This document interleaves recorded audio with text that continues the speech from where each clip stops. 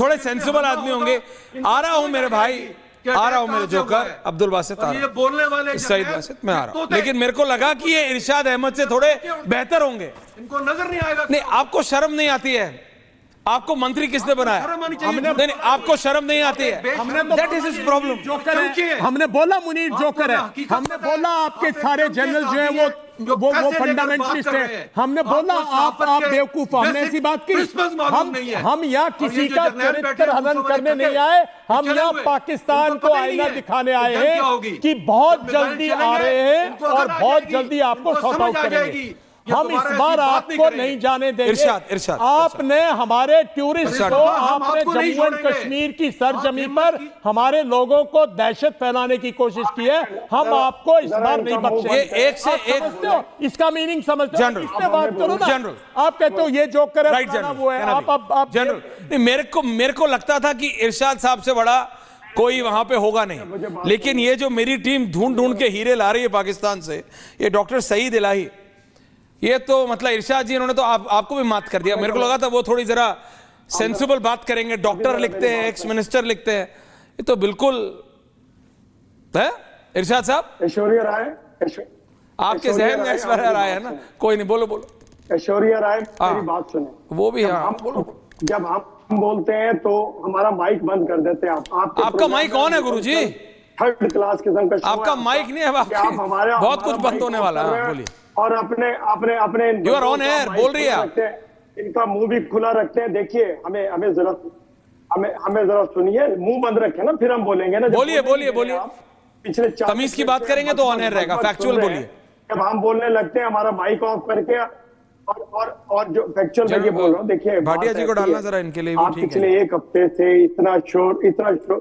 इतना शोर होगा कर रहे हैं। क्या आपने किसी दहशतगर्द को या दहशतगर्दी के खात्मे के लिए कोई बात की? किसी दहशतगर्द को पकड़ा सिवाय पाकिस्तान के खिलाफ प्रोपेगेंडा करने के, अपनी जलील किस्म की जुबान इस्तेमाल करने के, पाकिस्तान के खिलाफ फिर बोलेंगे दहशतगर्द तो अपने आप आएंगे ना। हम तो आप पे हैं, हम तो डायरेक्टली आप पे अटैक कर रहे हैं ना। सीखना शुरू हो गए। मैं कह रहा हूं, मैं बड़ा आराम से बोल रहा हूं। अगर आपने हमें नहीं सुनना, इनको म्यूट करें, जिस तरह हमें म्यूट किया था आपने। हमारे लोगों को म्यूट नहीं, मैं जनरल साहब को क्यों म्यूट करूं? मेरे को आपका नक्शा हटाना है। दुनिया के नक्शे से अभी हो गया खेल आपका। भाटिया जी, ये इनके देश में कोई सुनता नहीं है। इनका वो एक्स मिनिस्टर सईद इलाही, मैं इज्जत दे रहा था, मुझे लगा। भाटिया जी, बातें सुन रहे हो? एक बात बताओ, वो नकली डॉक्टर, वो गधे बेचने वाले जोकरों को आप लेके आए हो इसके टीवी के ऊपर। इनके पास तो पल्ले में कोई बंदा नहीं है चज का जो टीवी पे बैठा सकन। ये तो इनकी वो हालत हो रखी है पूरे दुनिया में, थू थू कराने के बाद भी। कहते बेशर्म लोग होते हैं ना, जो गालियां खा के भी पूरी दुनिया में बेइज्जती करा के, आज पूरी दुनिया का एक मुल्क इनके साथ खड़ा नहीं है। इनके खुद के लोग इनको गालियां दे रहे हैं, पाकिस्तान की आवाम इनको गालियां दे रही है, और ये हंसने के लिए जोकर बुला लिए यहाँ पर। ये पता नहीं, ये सारा यहाँ पर वो नहीं आया, यहाँ पर यूट्यूब के थोड़े पैसे कमाने आया है। इसको, इस दल्ले को अभी आप 2-20 लाख रुपया, ये अभी आपकी साइड से बोलने लग जाएगा। इनकी औकात क्या है? इनकी औकात है ही कुछ नहीं। औकात नहीं है, बट मैं मत करिए। और ये आके हमारे जनरल साहब को कुछ बकवास कर जाए। अरे हमारे हाथ पे हमारी शमशीरें हो, हम तो अभी काट दे इनको। ये चीज क्या है? ये तो हमारे को मौका दे। हम तो कहते हैं हमारे प्रधानमंत्री को पंजाब को खोल दे, हम जाके बता के आते हैं इनको कौन है। हम भाटिया क्या जी, कर सकते हैं? ये प्लास्टिक की तरफ। भाटिया जी, आपने बोला ना कि जनरल साहब इसको अपने उससे हाथ से, ये हाथ में प्लास्टिक की तलवार दिखा रहा आपको। मतलब प्लास्टिक की तलवार, कॉमिक शो, मतलब ये जोकरों की फौज है साहब। ये मेरे को लगता था इनकी आर्मी, भाटिया साहब सब कुछ करती है, कहना वो तो जनरल्स ऑन है फॉर मिनट। इनकी आर्मी वो सब कुछ करती है जो एक आर्मी को नहीं करना चाहिए। नहीं, मैं जनरल साहब को इसके साथ लाऊंगा भी नहीं। प्लीज आप भाटिया जी को रखिए, अगर आप बासित को रख रहे हो, आप प्लीज भाटिया जी को रखिए। क्या ये क्या करते रहते हो भाई? इसको कोट अनकोट कहते हैं। नहीं पढ़ाया होगा वहां, पर बता रहा हूं, ये प्लास्टिक की तलवार लेके क्या कर रहे हो? भाटिया जी एंड बासित, सैयद बासित, बोलो सैयद बासित। पहले मुझे सुनिएगा, मैं आपके जच दी गल कर ता सुनागा तेनू।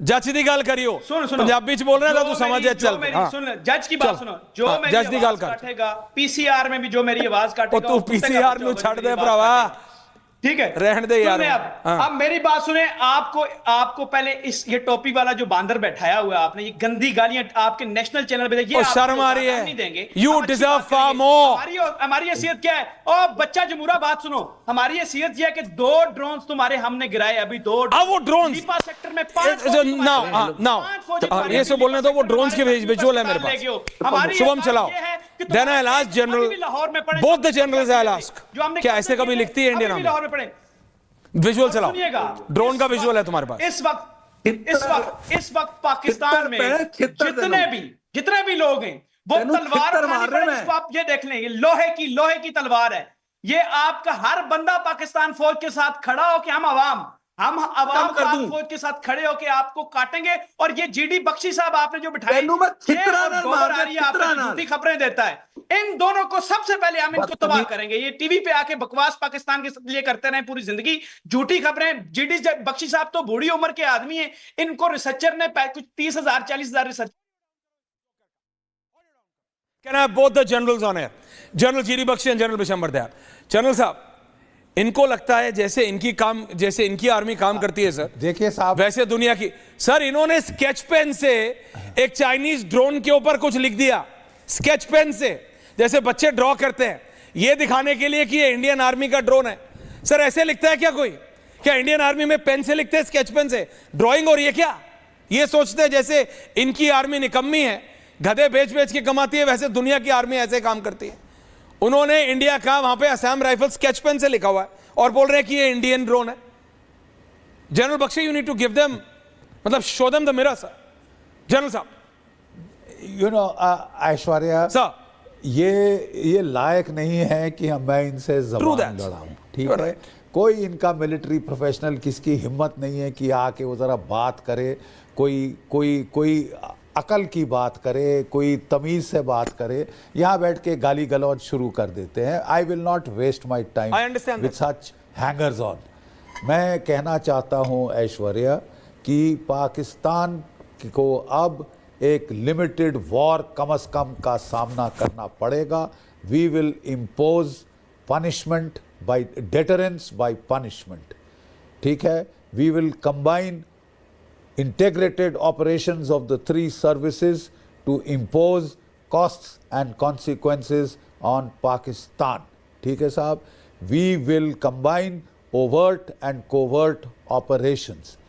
We will make Pakistan pay so that the low cost, no cost tamasha of a proxy war that it has been continuing ये 3 decades 3 दशकों से that is brought to an end.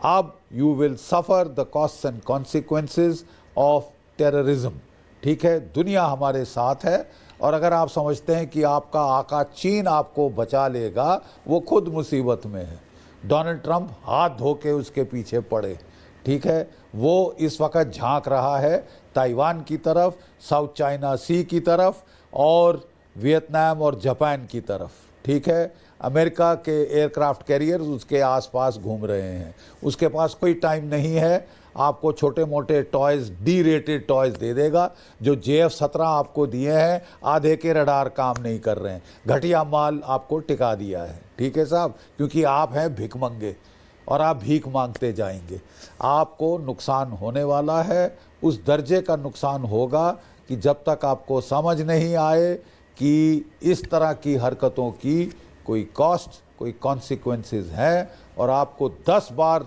अगली बार सोचना पड़ेगा कि पहलगाम करने